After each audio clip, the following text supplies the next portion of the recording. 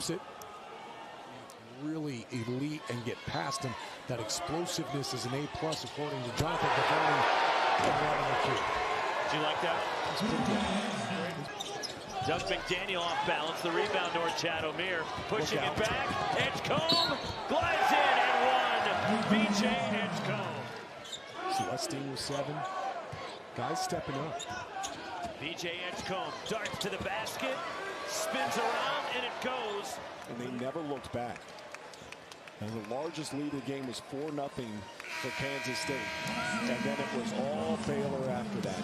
Really impressive performance. They shot 56% from the field. We were just talking to Coleman. He's really busted up about this year. Felt like he kind of let the team down. He was in a very interesting spot coming in with all the spotlight on him. I mean, is it too much to put on a college kid with the expectations that come along with some of this NIL stuff? Is it too much? Maybe. I just feel like some of the advisors around these kids don't understand everything they're going to have to deal with when you thrust them into this position where their salary is put out there. And, now all of a sudden people expect things, and I expected things, right? And which probably was unfair of me to them, and it took me a time and process to work through it. So if it affected me as a 50-year-old man who, I can imagine how it's affected all these guys. And so this whole change in landscape not only affects how you build a program, but it affects how you coach kids. And it took a while for me to get past that, and so I hope he knows, and I try to tell him, the results of this season does not make him a failure, does not make it's not fatal, and it's not final. There's some learnings that we're going to learn from this, and he's going to grow from it. And I thought he did a great job. Kansas. Harris gets a screen from Hunt, hooks back to Hunt. Can he get a third three? You bet he can! The biggest of Big Hunt's career, a triple here in overtime. Mayo gets a screen, drives inside, hooks the pass to KJ. He'll turn and kick it out. You want Zeke to go up with that. AJ from 15 misses. Rebound Hunt, and he rocks the rim. A two-hand backboard shake and jam from Big Hunter Dickinson. The KU lead is 3. Here come the Knights with a chance to tie. Coleman, an air ball 3. Rebound Dickinson. He'll outlet up the floor. Diggy ahead to AJ. Right hand layup, good. KU gets the layup. The lead is 5, and AJ Storr continues his big night. What a smart play. Second free throw for Coitz is good, and KU's going to win it. Hawks up 4 with 9/10 of a second remaining. They get it into Coleman. Deep 3 misses, and you can rock. Chalk it up. The Jayhawks win. Survive and advance, baby. KU moves on in overtime over UCF. Yeah, we're happy we won. Absolutely ridiculously disappointed in how we played. But we didn't guard anybody. And, we're going to find out just how manly we are tomorrow night, because we put ourselves in a situation to have to play 5 guys or 4 guys 35-plus minutes. And now with the short turnaround and playing a team that will be well rested and be hungry to beat us after Saturday. Not leaving out of here happy we won, but certainly leaving out of here disappointed. We didn't come ready to play. If it weren't for Zeke early, we wouldn't have had much going on. And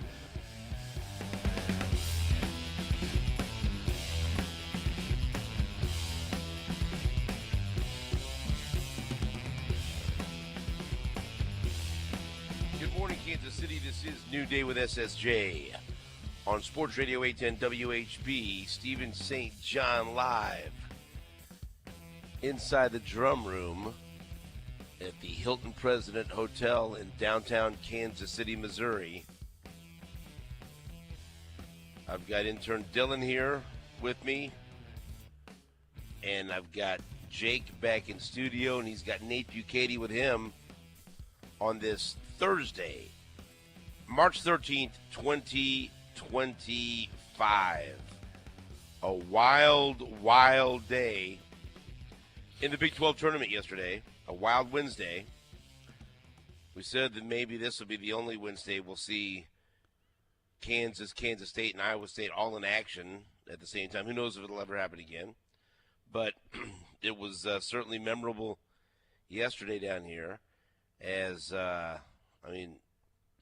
look, we talk about March Madness and the conference tournaments and then the big dance and to expect the unexpected. Well, here we go. Last night, yesterday, all throughout the day.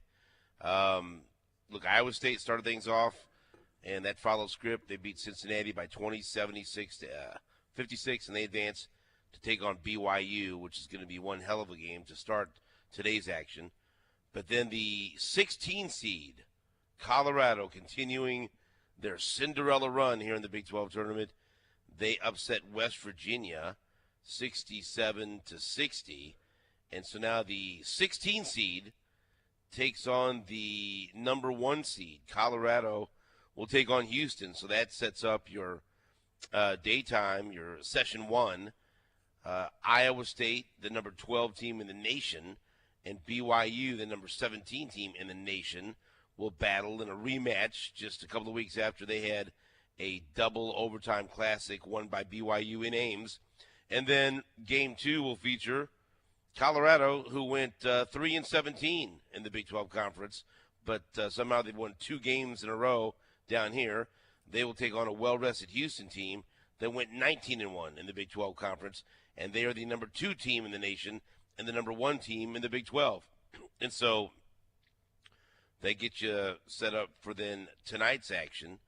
And we saw last night, of course, Kansas State, they looks like their season has come to an end, according to some comments from Jerome Tang.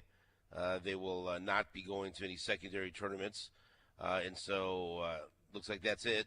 Baylor beats Kansas State 70 to 56. So disappointing performance from Kansas State. And Baylor moves on. And so now Baylor will take on Texas Tech. And so that should be an interesting matchup. Go Texas Tech, go Patrick Mahomes. And then the nightcap that we thought had a chance to be a blowout. But maybe if UCF play, look, UCF had to play the night before. I didn't know what anyone else expected. I thought Kansas was going to win by double digits, but I also thought K-State was going to win. So the lesson here is when it comes to the Big 12 tournament, don't listen to what I say. Do the opposite. And so in a knockdown, drag-out, just absolute dogfight, Kansas had to go tooth and nail with UCF and go to overtime. And let's be honest. After Kansas had a bad turnover at the end of regulation, UCF had the ball, and they had the ball in the air with a chance to win the game. But that ball fell short, and they went to overtime, and they didn't go away in overtime either. And they fought all the way to the end, and I know that Jake was bitterly disappointed that the game didn't last longer. He was wanting that final few seconds to be stretched out just a little bit more. Sorry, Jake, that you didn't get your money's worth last night. And so Kansas survives. That's probably the best way to say it. They survive against UCF 98-94 in overtime. And the final sequence, the final ticks on the clock took, half an hour or so as we waited patiently for the end game to play out.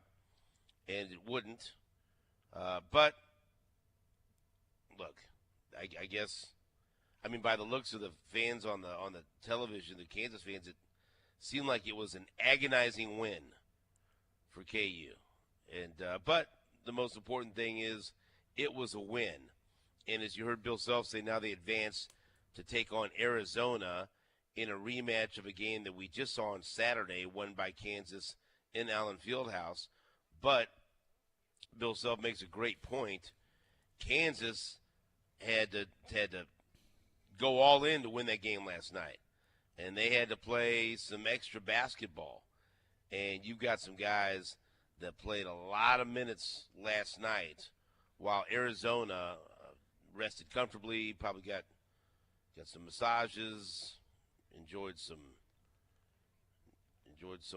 I don't know, some vitamin water, maybe a fruit plate. I don't know what they did during the game. Point is, they were relaxing. They weren't having to play. KJ Adams, 40 minutes. Hunter Dickinson, 39.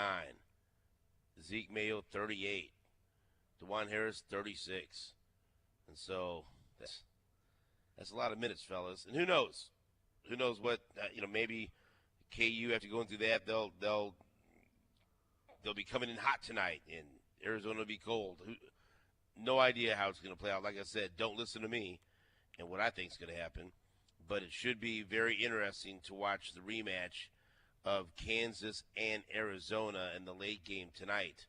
And you can listen to the game, of course, right here on Sports Radio 810 WHB.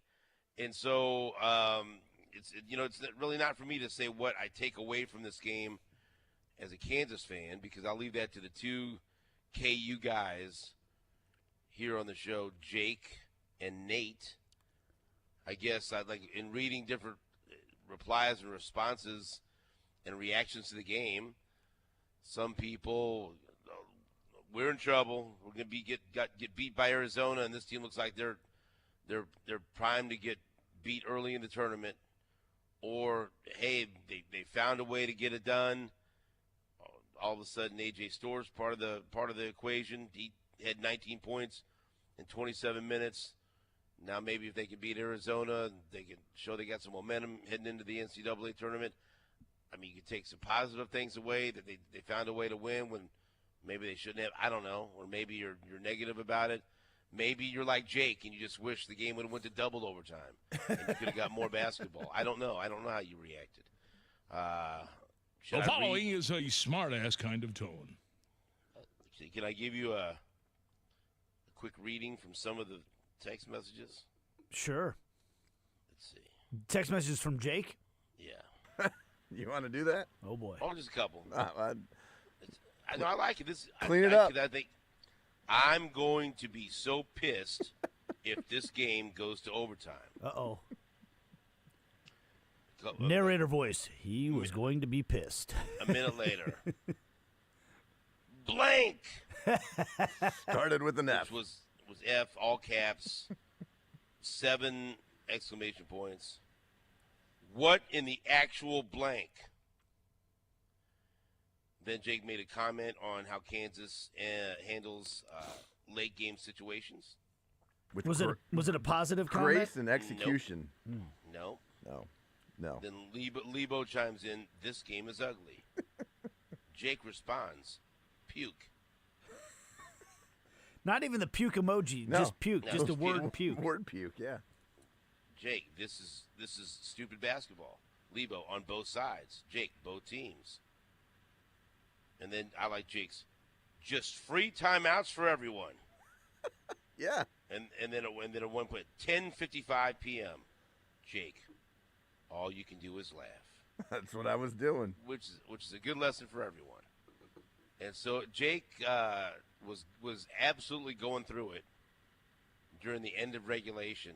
And this is, as soon as he said, this is the best part, as soon as he said that this game better not go to overtime, he's going to be pissed, like within seconds, that's when KJ Adams stepped out of bounds. Almost as if he willed it to happen. And so then, it's like, I was going to be a smart. I was like, well, maybe UCF will hit a shot for you, and then your night. Oh, I was waiting for that one. Hopefully it won't go to overtime. Cause... Yeah, and I stayed out of this thing because you were going through it. I was like, boy, this guy's had it. And I knew Lebo was still over there covering the game. And so we'll just let this play out. And I'm thinking, and then I'm thinking, like, man, what's FanFest? What's Miller Lite FanFest going to be like tomorrow if K-State's out and KU's out. And they go, and then the quick answer was, oh, it'll be like Ames, Iowa. It'll be just Iowa State forever. It's okay. Well, let's see what happens. And I mean, UCF, they, like I said, they had a chance, they had a shot to win it, and even in overtime, they wouldn't go away. And then until this thing was over, it wasn't over. It was, it was wild. So you guys tell me, Nate, what's your quick reaction to the game? And then Jake, we heard some of your reaction. Now that you've settled down and you were able to get about 45 minutes of sleep, tell us what your reaction was to KU's 98-94 victory over UCF in overtime. In a lot of ways, it just felt like Kansas basketball season in a microcosm. Moments where they look really good, moments where they just cannot guard or will not guard, one of the two. Moments where they play really stupid basketball for whatever reason.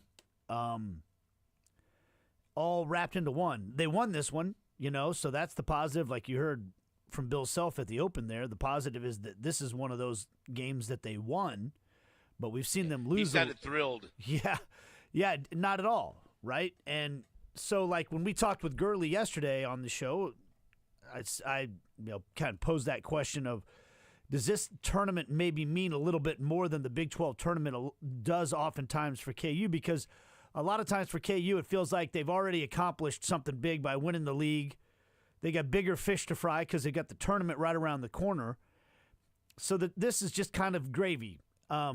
This year's tournament, you feel like, well, if they're going to do anything in March in terms of the NCAA tournament, they need to build some momentum because they haven't really done that all year. Like every time it seems like they get a good win, they followed up with a turd, They just haven't been able to build any good momentum through the course of the season or be consistently successmal. Well, I think they went 4 Saturdays in a row where they win during the week and they lose on Saturday. Yeah. Like 4 times in a row, lost 4 straight Saturdays. And like within games, they get out to a big lead. Right. What was it, like 8-0 right off the bat or something like that? And you think, okay, this is going to be that double-digit win that Steven was calling for, and then they can't sustain it. They don't. So I go into tonight's game expecting the same Kansas team that I've seen all year. Which is a team that could win. It's a team that could also do some really stupid things down the stretch and lose. They'll have some stretches and some players that play incredibly hard. Like KJ Adams throws his body all over the court. That guy played 40 minutes, diving after every loose ball. Has some frustrating moments, like when he steps out of bounds. Yeah, frustrating. Yeah. Yes. And he attacks the basket, but he's not the tallest guy in the world. So a lot of times he struggles to score around the basket if there's tall defenders down there. But at least the thing I'll say for him is at least he actually throws his body all over the place. I don't feel like I ever question whether or not he's committed to the cause. But there's some guys when you watch it doesn't feel necessarily that way. So it's funny because I was having a conversation. We were gathering with some KU fans, and one of the KU fans I was talking to is like, it's just I feel like if we get some momentum going, we're good enough to make a run all the way to the Final Four because we got the talent. And that's Jake pushing the laugh button, but I respectfully disagreed. I just said, I hope to get to the second weekend. That's kind of like, to me, the ceiling for this team. And I said, does this team really have the talent? Like, who's the NBA player on this team? Who's the player that's going to pick the team up, put them on their shoulders in a tough game, and just use his ability to win the game? I don't think there's an NBA player on the team. I could be wrong about that, but I don't see one. Maybe Flory if he yeah, he's gonna have to develop a lot, right? Like he's gonna have to develop a whole lot. He's got the tools and the body type. Yeah. So and we've seen Bill Self develop big guys. And so but he's not ready to leave right now. Yeah. There's no guys that are going. Hunter might be drafted in the second round or something, but I don't know. But like when you say big guy too, like what's Flory listed as? What's his height? He's 6'9". that ain't that big in the NBA. You know, like those guys can shoot threes in the NBA and put Sometimes it on the floor. That's a point guard. Yeah, I mean, it's insane. Like if people question how good the league is, like, yeah, 6'9", like you can't just be a low post player at 6'9" in the NBA anymore. And so he's going to have to develop like a whole lot to be that type of player. He's got the athleticism and all that, so maybe. But he's not close to it right now. So, like, when I look at the team, I see limitations in a lot of different places. You got players that are good at certain things but not good at others, right? Like, you got a couple guys that can shoot that don't defend. You've got some guys that can handle the ball but can't shoot that well or create that well on their own. You got a big low post guy that can score really well and get rebounds, but is a pretty big liability, I feel like, defensively. It just – and, like, what does this team hang their hat on? They don't hang their hat on the toughness that the Bill Self teams we've known for most of his career could hang their hat on. So it just kind of is what it is at this point to me. Like, they can win tonight. They could also lose in a just bang your head against the wall, frustratingly, way. So I think I'm not going to rule out. I'm not going to say it's impossible for them to go to the Final Four, But that seems like you're putting. I think that's just like kind of like saying that that's what this team's like capable of and hoping for. You're kind of like ignoring the evidence that's in front of you right now at that point. So. I hope they go out and win tonight. I hope that but I'm not going to sit here and think that tonight's going to be the night where they finally put it all together, because I just feel like they haven't really shown the ability to put it all together for an extended period of time, all season long.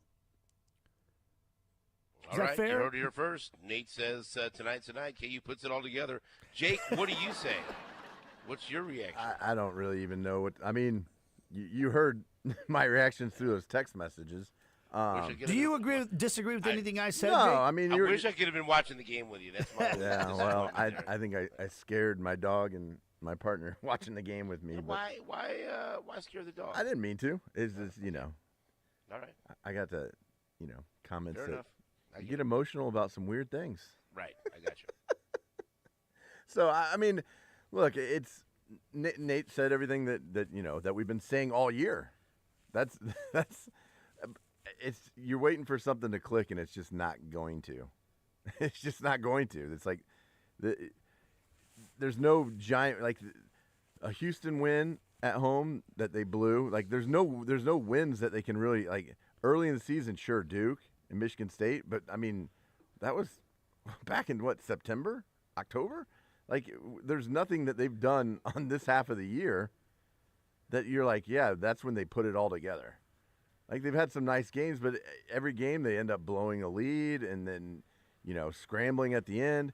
But it's like, I shouldn't be frustrated because it's been the symptom all year. It's like they get to, like, and it's been that case, and Gurley kind of talked about it yesterday, how many games have been that so close. They've had a possession at the end of the game to tie it or to go up, and they don't even get a shot off. Look at Texas Tech. They had, inside a minute, they had a chance to tie the game, and they don't even get a shot off. I mean, it feels like, last night, tie game, 12 seconds left. You call timeout, good timeout, run a play, and KJ dribbles out of bounds. It's just like it's.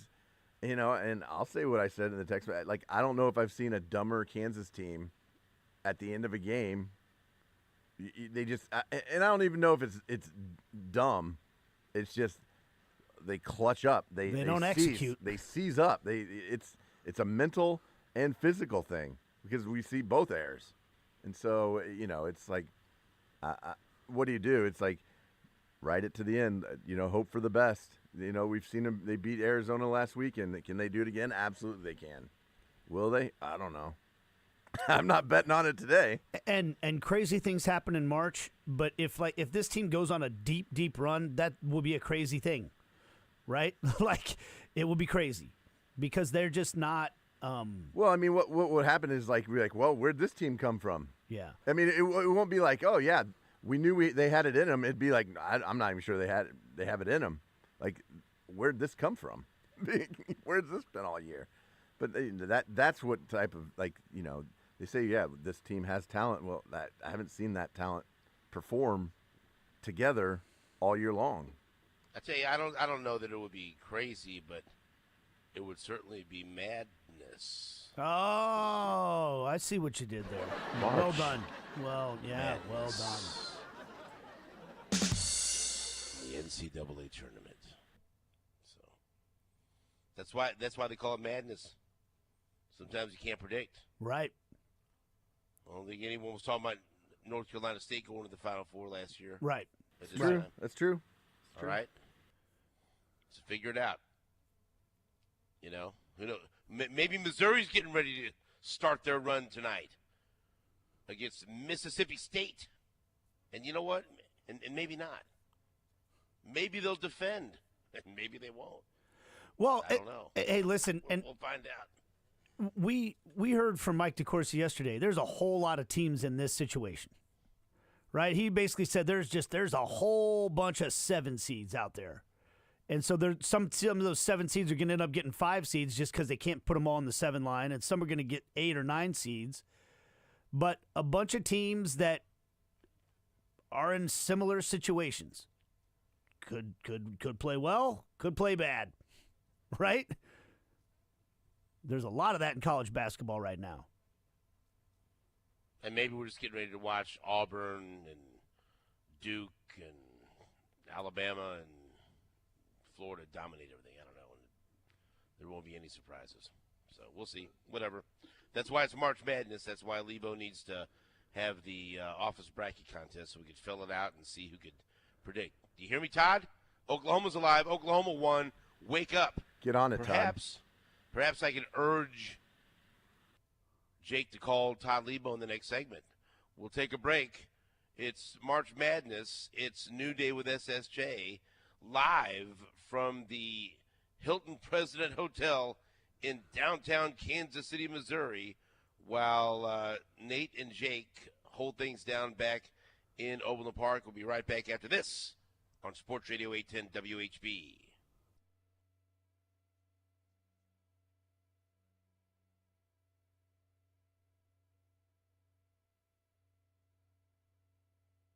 You know, it's just the way I talk here. You are listening to A New Day with SSJ on Sports Radio 810 WHB. Oh, boy, let me tell you something. Maybe you were up late like Jake and Nate. And, you know, I stayed up late to watch the game. But maybe you're waking up and you need some fuel. You need something good. You know what? As Ricky Williams once said, maybe you need some sugar. I don't know.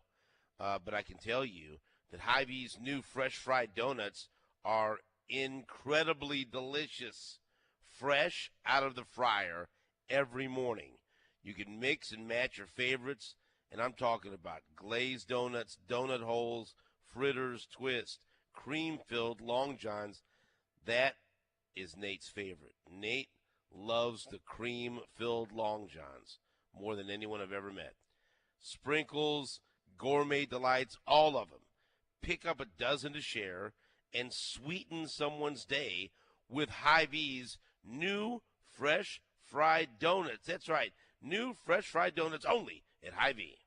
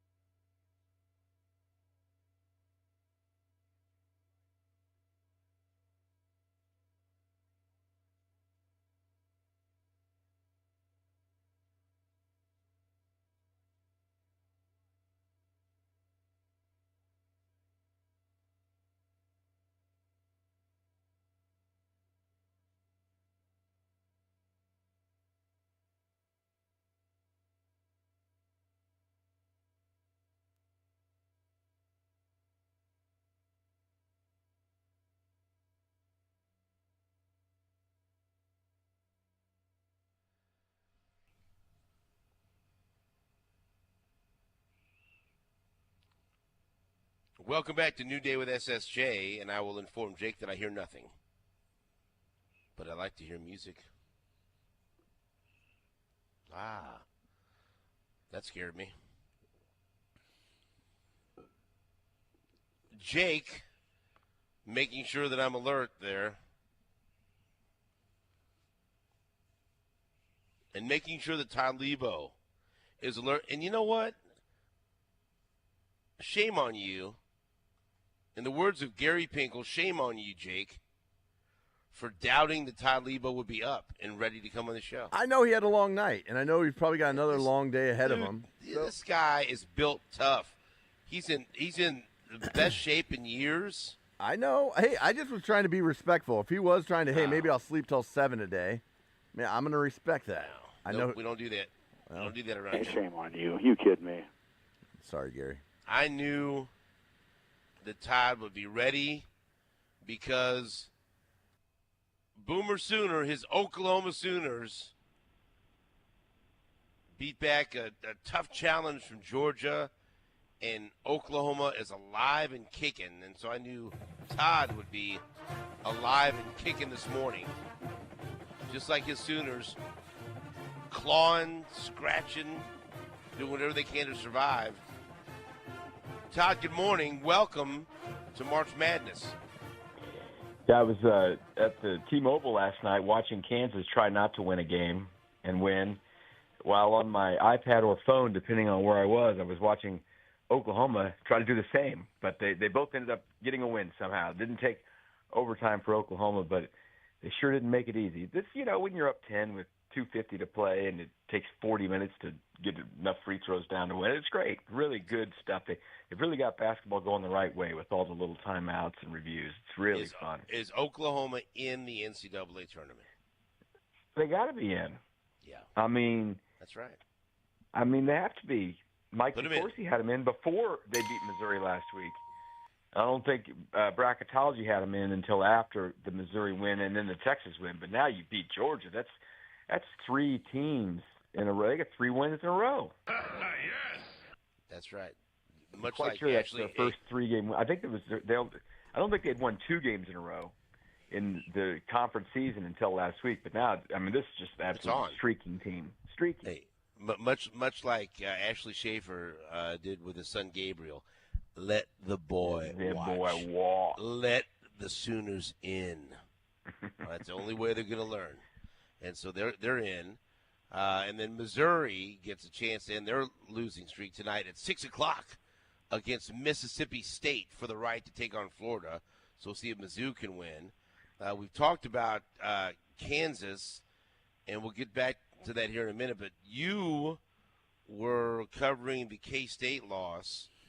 And, man, I reposted some of the sound that you posted and also reposted you what you said. And I will read what Todd Lebo posted. You said that you've been in a lot of losing locker rooms, but this one felt different. Lots of pressure on many of these young men in today's new college landscape. Please explain why you feel this way.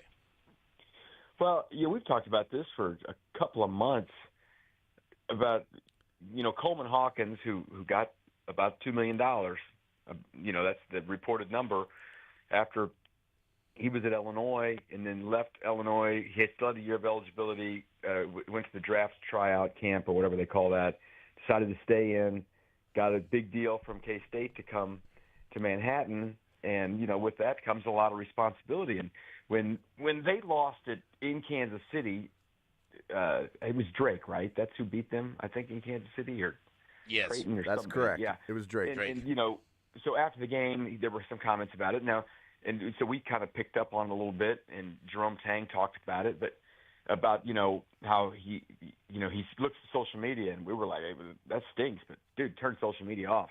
You don't look at it.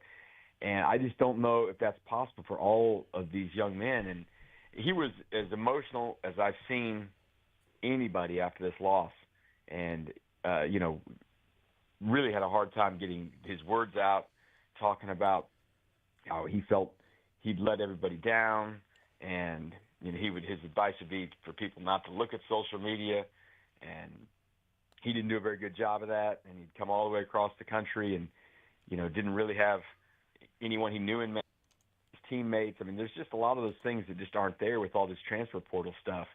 And just the night before, I was in the locker room, and they'd won. He had a great game, and they'd won. And this is someone who also missed 2.5 games with a hurt knee, and easily could have just said, shut it down, and look for whatever his next step in his career is, if it's some professional basketball somewhere or what. I don't know if he's an NBA player, but, he's probably can earn some money playing basketball somewhere. And I was like, wow, that's pretty cool. This guy was out there, trying to earn his keep, right?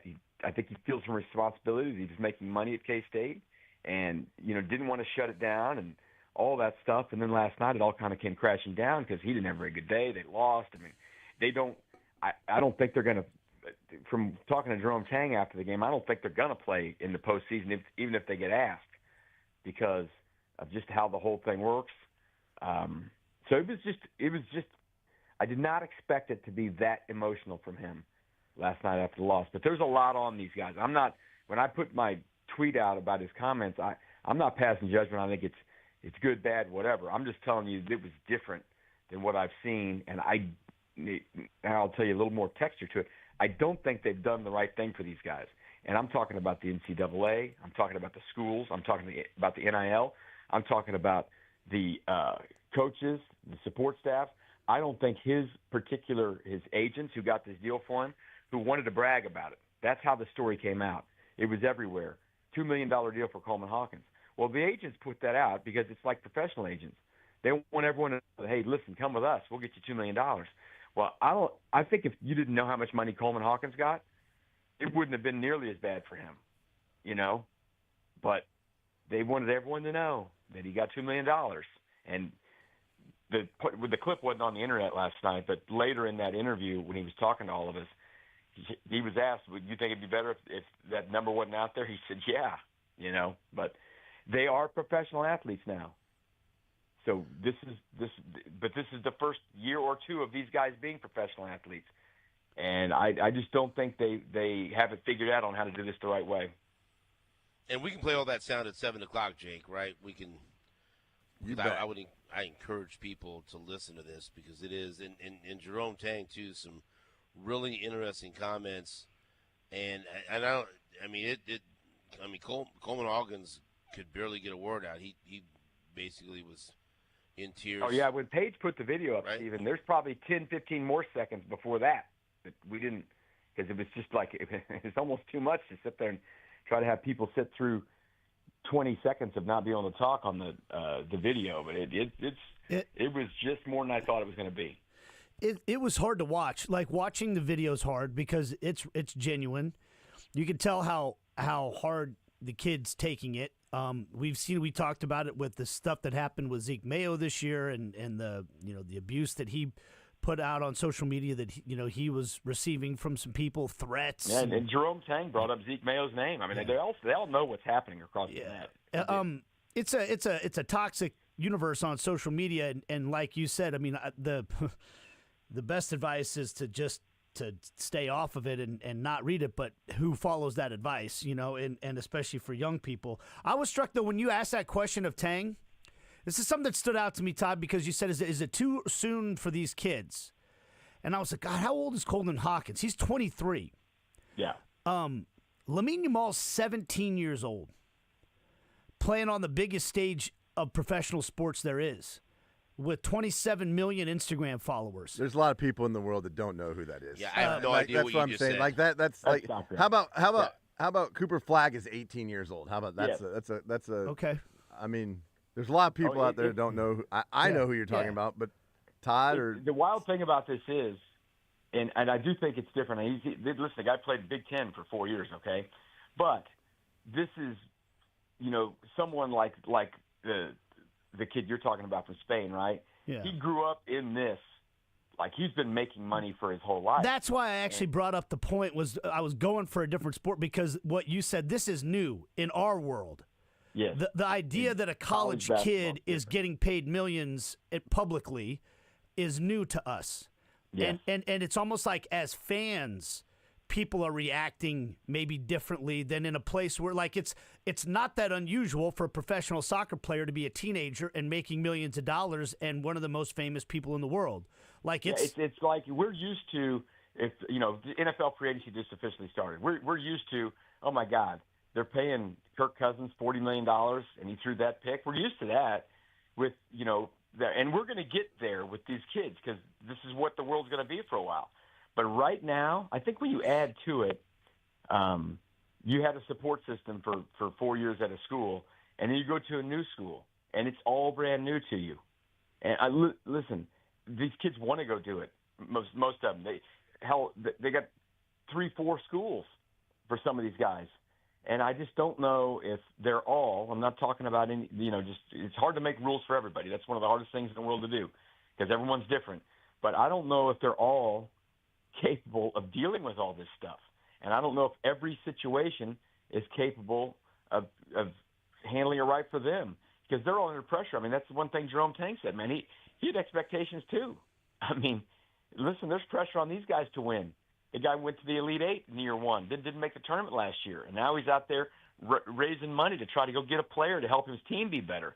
And he knows they're getting $2 million, and he thinks he's getting a $2 million player, and Coleman Hawkins was good this year. But he wasn't what you thought you were getting for $2 million. I just think there can be a lot of bad situations in this. And overall, is it good that a kid can get paid because he's not being, quote-unquote, exploited by a university, blah, blah, blah? Yes. But name, image, and likeness, the lawsuit was you were supposed to be getting money because someone could use your name, image, and likeness. It goes back to the EA Sports video game, right? Mm-hmm. Did Coleman Hawkins get $2 million for his name, image, and likeness, or did he get $2 million to come play basketball? Right. He got money to come play basketball because there's no car dealer in Manhattan that would pay $2 million for someone. You can't sell enough cars in 9 months of being on campus to. And I don't think you had a car dealer deal. I'm saying just in general. Yeah. You know what I mean? It's just. They're not. It's not what the system was supposed to be, and we knew it was going to happen the second they made this rule, because teams, universities, boosters, they want to win, and they'll do whatever it takes to try to win. And it's worth $2 million to the university if they get a player that helps them win. I mean that, but they can't all win, right, Nate? And here's a lesson like about life that nobody wants to hear me say. But $2 million, I think, is a proof right here that $2 million doesn't necessarily solve all your problems in life. No, it doesn't. There's a lot of kids that are coming from very terrible situations economically that need some money, and the money will help their lives big time. But if you think it's going to make everything rosy, that's not necessarily the case. I would like the opportunity to find out. Right. Most people would. I wouldn't. I don't know what it's like to have $2 million, but I just saw a kid right there that seemed absolutely devastated while having it. I'll roll the dice on it, then I'll figure things out. I'm also 52, so. Yeah, that's how most people feel about money. It's like, hey, well, let me give it a shot. Let me see what it's like to have it. But hey, listen, man, in the National Football League, they're paying every quarterback. It's getting overpaid, except Patrick Mahomes is underpaid, right? Mm-hmm. And they're not all going to win the Super Bowl. They're not all going to go to the playoffs. We're going to have to get used to the fact that, this is just the cost of doing business in college. And the dark side of it is like what Zeke Mayo was getting the crap online, and what Coleman Hawkins has been getting. He didn't post anything he was getting, but I'm sure it was really bad. You know what I mean? Yep. And some of it is people who want their school to win, but most of it, as Coach Tank said, it's just people who want to be mean to people, and a lot of it is, just that's just the world we live in. That people like to be mean, and I don't like that part of the world. That's why I don't sit there and look at every mention there is on social media. Aren't you the one that's been complaining that Oklahoma doesn't spend enough on basketball? No, I'm not complaining. People ask me why they're not very good. I said because they're not spending money on basketball. Do you want them to spend more? I'd like them to win more, but if spending $2 million on a player doesn't necessarily mean you're going to make the NCAA tournament, then I don't know if that's the right thing to do either. Jake, why did Nate reference Lamal, who of course we know from the Never Ending Story, a wonderful song that was released in 1984, which I have no idea. I know he made money. I don't know how old he was, but he was young. He makes that money. Dealt with because he really didn't have any hits after that. So it's like, he didn't handle it very well. Oh, he had 2 shy with Kajagugu. But nothing that hush. Nothing solo. Yeah, That's on. nothing that quite. Do we top. have the never-ending story by any course chance? we do. So we can take that to break. The internet's got it all, Steven. Well, I like it. So I have it all, Todd. I'm confused. You are the internet. Anyway, the point is, I just didn't know I was going to see that last night, and I thought it was interesting. And that's just You asked some good questions though with both Jerome Tang and the world is different now, and it'll, you know what? It's probably going to be different in 2 years because they'll change some rules. It's something will be different about it, but it is what it is. But Yeah, KU will play I tonight guess against Arizona. It'll be listen. They need to get more people down there watching these games. It wasn't all packed out last night for Kansas. I don't know if Kansas fans are fired up about their team right now. Yeah, it'll be packed. packed. Didn't make it easy on them. Well, Stephen and I were talking. This tournament's so long now. How many people have that many nights in a row to get away from their I don't responsibilities? think people expected last night to be an overtime thriller between the two teams. No, I don't either. I'll tell you this too. I'm beginning to think maybe they should go a little bit like the ACC and the Big Ten. Maybe not every team should be in this tournament, although Colorado's now won 2 games. That's awesome. But Colorado says shut your mouth. That's right, Todd. What do you have against Colorado in their magical run? There were 8 pretty bad basketball teams playing on Tuesday. So, well, hey, it's Mr. March, Todd Lebo. That's what we call him around here. So, thank you, miss Todd. the old big 8 boys. Well, when those days are never coming back. So right. I know. When can I hope to see you today, Todd? Oh, I'll be in there. I've probably been in a little while. I am going to go work out this morning. I saw my baseball friends at our pie party, and then I'm going to come downtown at some point. I don't know if I'll see you downtown. I may go home since K-State lost and come back to the Kansas game later. Okay. Well, I may not see you downtown. I'll see Jake. You'll see me. Seek me out, all right? Have a good workout at the base camp, Todd. I will. I'm going to go at 9. Go get him, Todd. And I'll see you guys whenever I see you. Thank you, Todd. It's Todd Lebo. Good work, sir. Working very hard to cover the Big 12 tournament. And when we come back, we're going to have the sound that we're talking about. And really, if you haven't heard it, not everyone's on social media with good reason. You're going to want to hear. And we'll play. There's only a clip. There's only like a 90-second clip on. We'll play the whole thing. Right. We're going to play the whole thing and hear Jerome Tang. And also, a little bit later, Nate's going to make some more references that absolutely go right over my head that I have no idea what he means.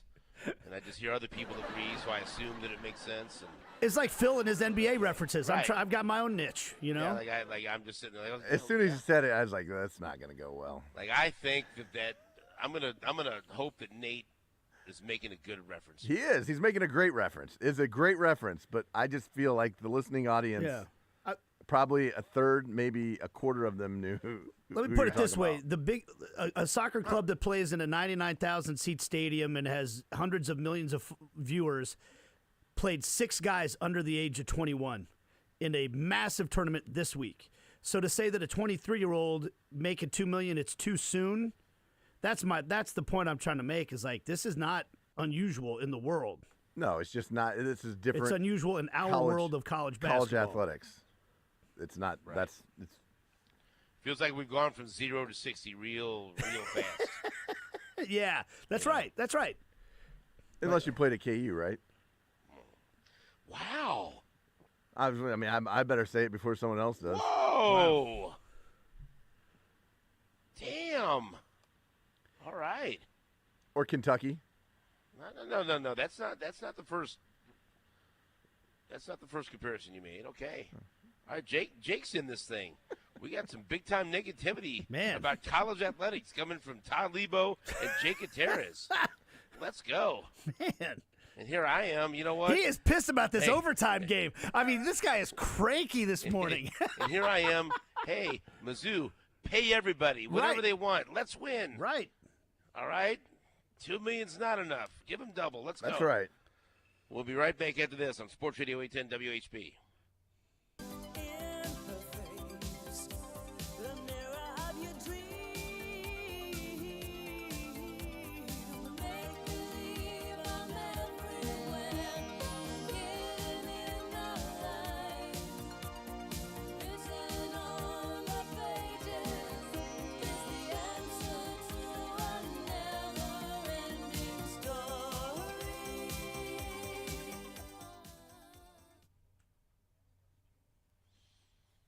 Hello there, Kansas City. Stephen St. John here for my great friends at Kansas City Credit Union. I've told you that there's a lot of reasons that you should be a member of Kansas City Credit Union. And remember, if you work, worship, or reside in Jackson, Cass, or Clay County, Missouri, you are eligible for membership. But another reason why it's awesome to be a member, they have wonderful auto loans. They have some of the best auto loan rates in Kansas City. And right now, how about this? If you're a member, you can get a $250 gift card or 0.5% off any new or used auto loan rate. Minimum $15,000 loan amount. And Kansas City Credit Union is ready to help you. They're more willing to work with their members, even if the credit score isn't ideal. They're looking to save you money, not get rich off your interest payments. They also offer expert financial advice and personal service in choosing the right loan. Minimum 550 credit score required to qualify. So for more information about becoming a member and more information about some of the best auto loan rates in Kansas City, visit kansascitycreditunion.com/810sports. That's kansascitycreditunion.com/810sports. And please tell them Stephen St. John sent you.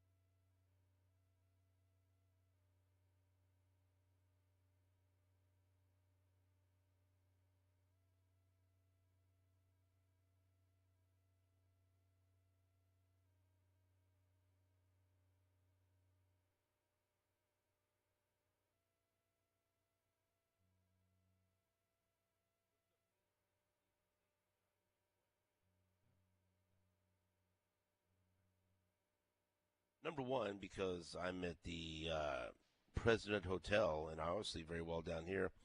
And number two, I've told you about my friends at Healthy Sleep Midwest, and it has been a game changer.